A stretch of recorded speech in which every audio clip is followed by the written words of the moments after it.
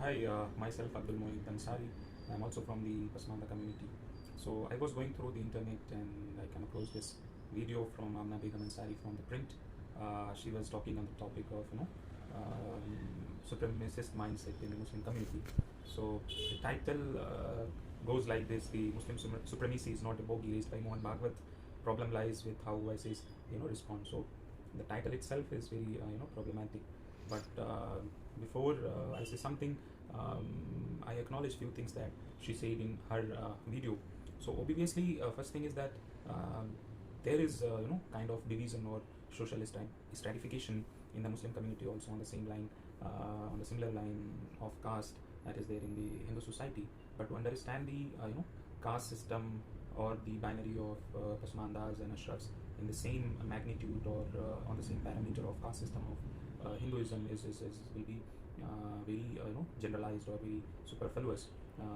The nuances is needed to understand the kind of relationship or the kind of hierarchy that exists between the Ashraf Muslims and the Pasmanda Muslims. She also rightly said that the Pasmanda Muslims, they are backward community. They are almost 85 to 90% of the entire Muslim population, Indian Muslim population. It's a fact that they are very backward. The Pasmanda Muslims are very backward in almost all socio-economic indicators. I completely agree with her. I also agree with her that the voices in India by Muslims is basically are voices from the Ashraf community. So it's either in the past or in the current. Most of the voices that you hear on behalf of the Muslim community are basically from the Ashraf community. I completely agree with her. I also agree with her suggestion that the Pasmanda Muslims must be given representations in all the decision making and all other areas. I completely agree with her.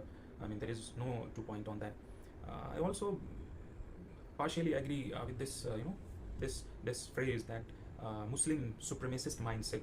So I mean, it's everywhere. It's there in every community.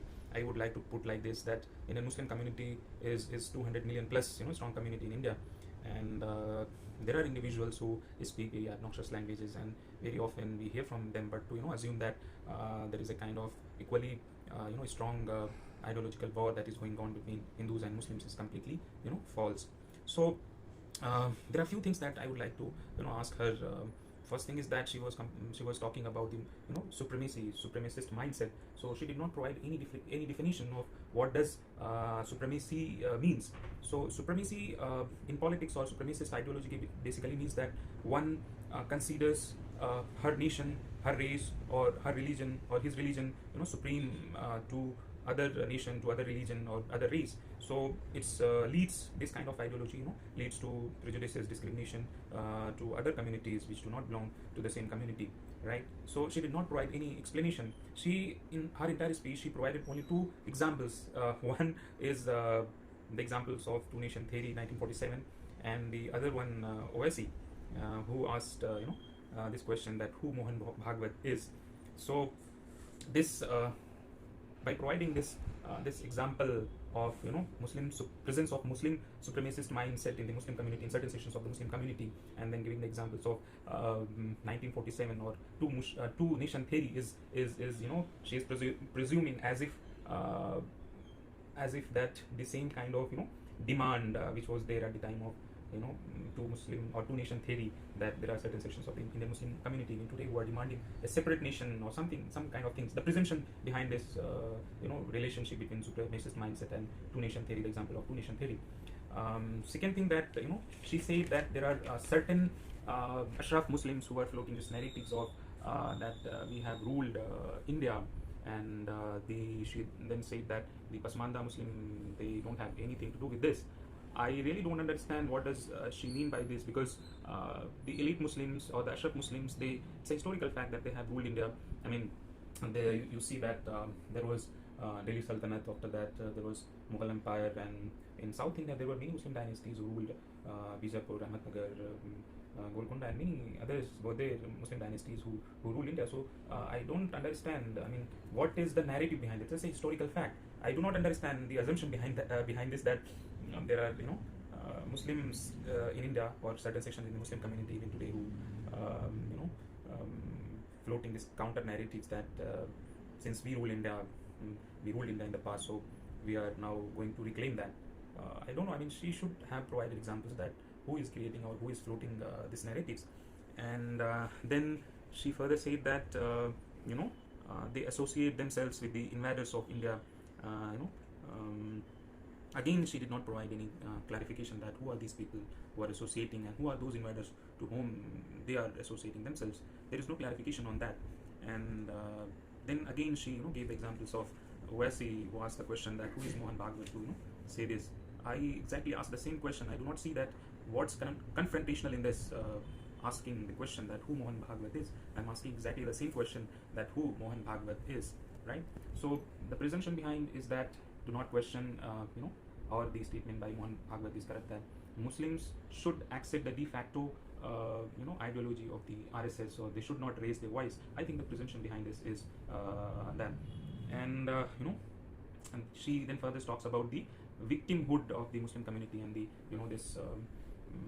this skepticism in the Muslim youth regarding the or about the majority community. I do not understand. I mean, the presumption again behind this statement is that the Muslims are completely fine. There is no violence. There is no attack on their bodies. There is no lynchings. There is no genocidal calls for the entire Muslim community on daily basis, right?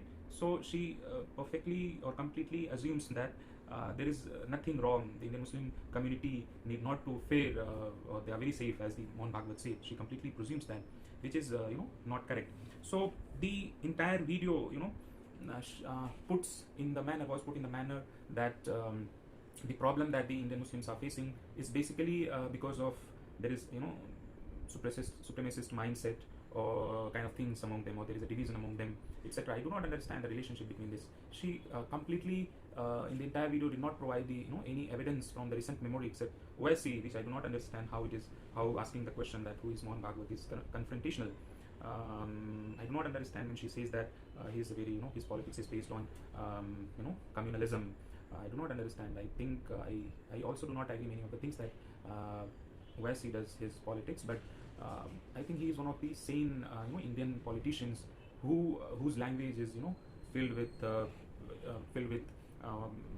inclusion or the rights for the marginalized, especially for the Muslim community. I really do not understand what is confrontational and how it is communal. And she completely agree with the Mohan Bhagwat's statement that there is a Muslim supremacist mindset in the Muslim community, completely ignoring his own supremacist ideas on several occasions, right? So she should have brought that picture into the mind. And at the end, I would like to ask her that this supremacist or supremacist mindset and the definitions that I have given, I mean, I asked her that does Indian Muslim community, given the scenario, or do they have the capacity to perpetuate this supremacist mindset? I mean, it's completely rubbish that she was talking about. There is no evidence, no examples that whatever the claim she made in the entire video. So I don't think I just see this video that it has been peddled to create a kind of false. I would not say that it's false. It's there, but it's kind of division among the Indian Muslim community, or to approach to the Pasmanda Muslims as has been initiated by BJP and the RSS. So I see that it is one of the videos to create this division, to catch this Pasmanda Muslims. So she should have substantiated her statements, her claims with the video. Okay, that's it.